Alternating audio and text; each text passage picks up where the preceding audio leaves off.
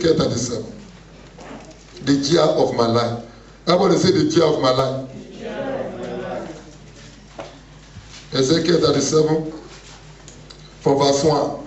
He said, the hand of the Lord came upon me and brought me out in the spirit of the Lord and set me down in the midst of the valley, and it was full of bones. Verse 2. Then he caused me to pass by them all around, and behold, there were very many in the open valley, and indeed they were very, very what? Very dry. Verse 3. And he said to me, Son of man, can this bone live? So I answered, Oh Lord God, you know. Again he said to me, prophesy to these bones.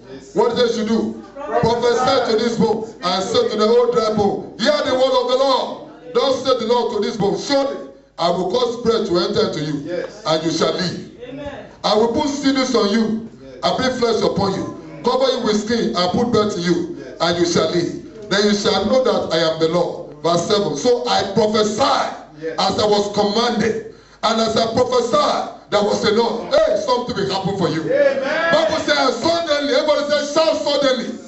Bible says suddenly, a rattling and the bones came together, bone to bone. Please listen to the very important. This is a very crucial that listen to what I'm about to say. Amen. Now, if you ever studied this place before, this is just a figurative expression or spiritual connotation.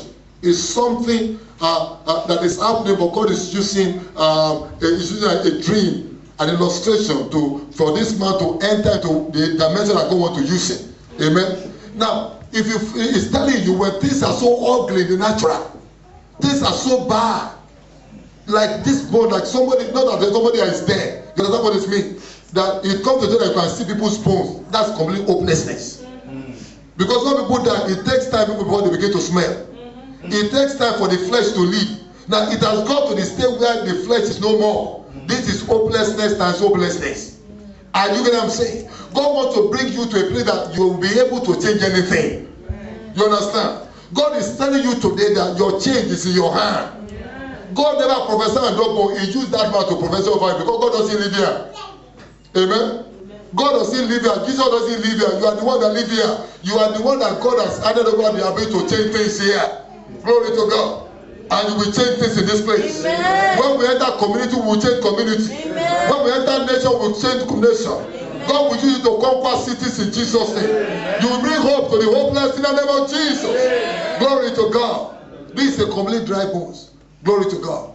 God is telling this prophet, the year is in your hand. I know it look hopeless. I know it look ugly.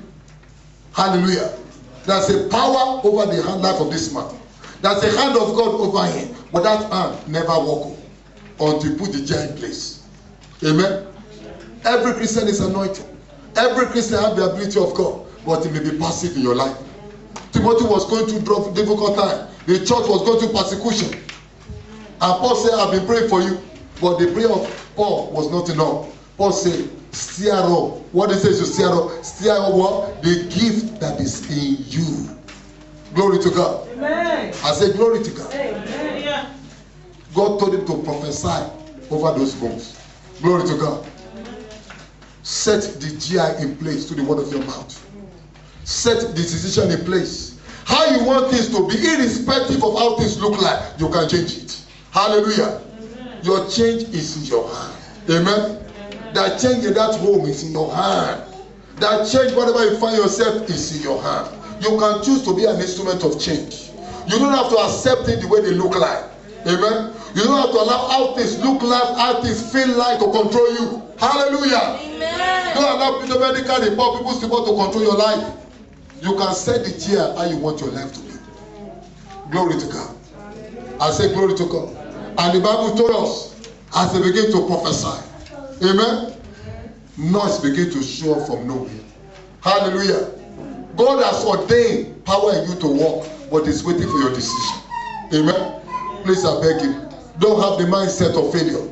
Don't have the mindset of giving up. Say, I refuse to give up.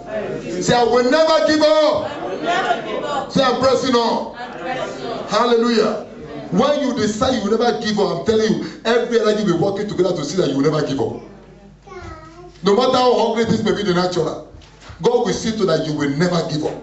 Amen. The day you tell yourself, I'm an excellent student, I'm an A student, everything will be working together to see that you are the A student.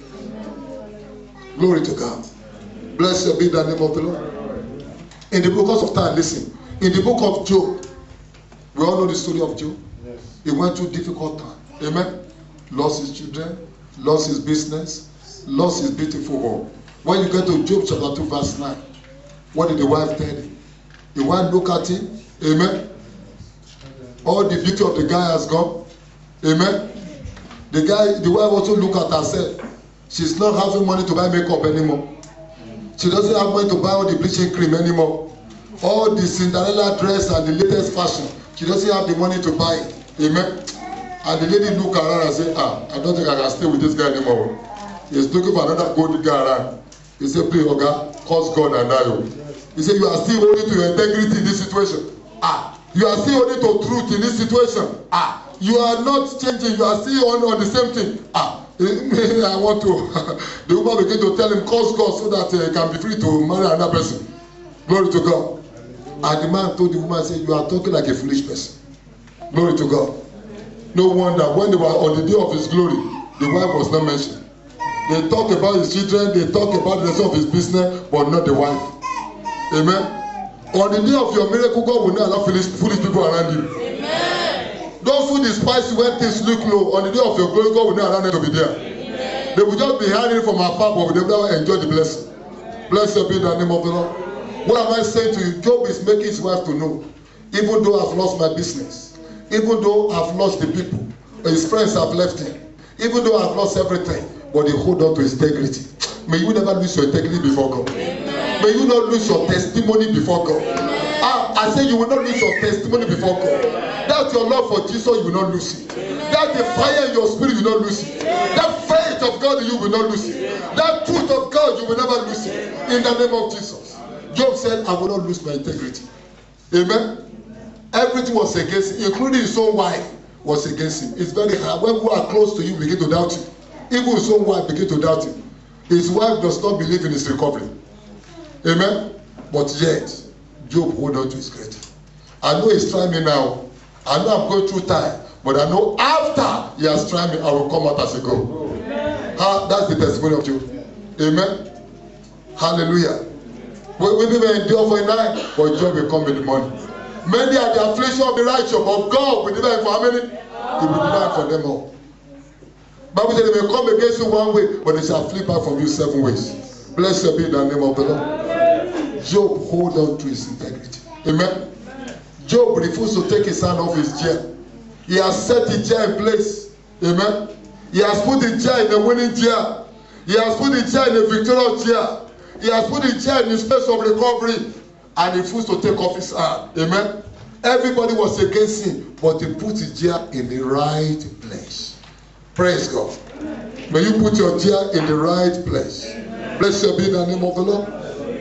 When you study your Bible, Romans chapter 4, you will study about the life of Abraham. I love it. Amen. There was a man who lived in Old Testament, but God brought his story in the New because he had an outstanding testimony. Amen. He was a man of integrity. That's the kind of people God wants you to follow. That's what the Bible says. We are the seed of Abraham. We take after his life. Glory to God. The Bible says when everything was contrary to hope. Amen. In other words, when in the natural your failure is obvious. When you look as if your defeat is too obvious. Doctor's report does not agree with you.